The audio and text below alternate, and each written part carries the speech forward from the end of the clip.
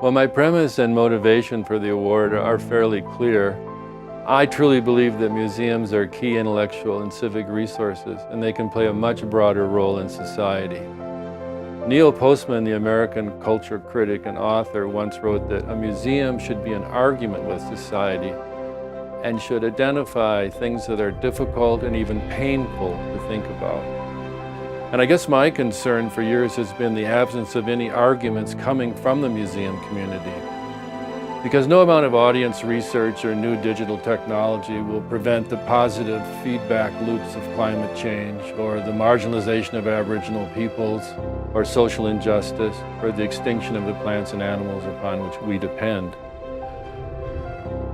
I firmly believe that museums can assist, along with their communities, in creating a more conscious, caring, and compassionate future for themselves by engaging in contemporary issues and aspirations.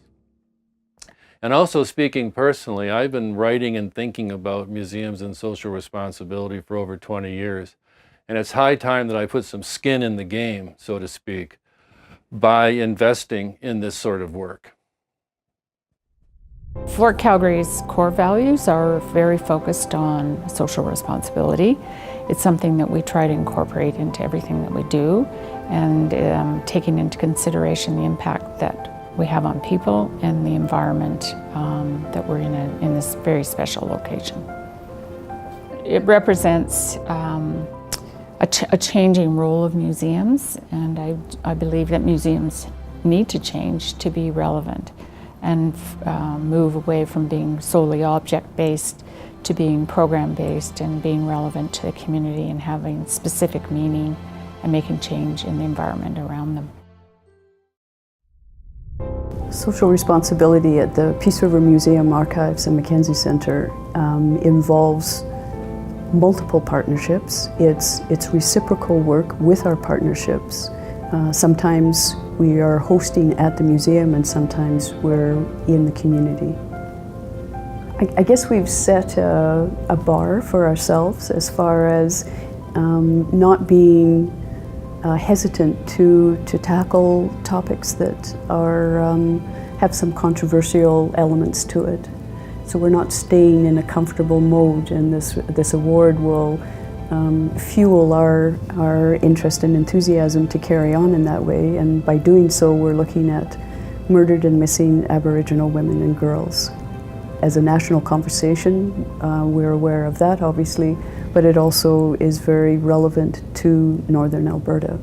And we'll be working with the Sisters of Spirit Committee, the Women's Shelter, and the Sagatawa Friendship Centre, and local elders. We work a lot in the natural spaces around Red Deer and Central Alberta, and the changes that we've seen in the community with the social responsibility work we do are showing up in those natural spaces. We're seeing more immigrant families take part in activities in natural spaces. We'd really like to thank Robert Janes for creating the award, and to thank the Alberta Museums Association for bestowing us the award. The Robert R. Janes Award gives us something that we can point to and show other groups and other organizations why we do what we do. We've got the intangibles in the community. This is something that we can say, see other people, other groups recognize what we do and understand its importance. I believe that museums must really move beyond their commitment to education and entertainment only, and embrace social responsibility as a key element of both their vision and mission. Social responsibility, I think, is really the key to the long-term sustainability of museums.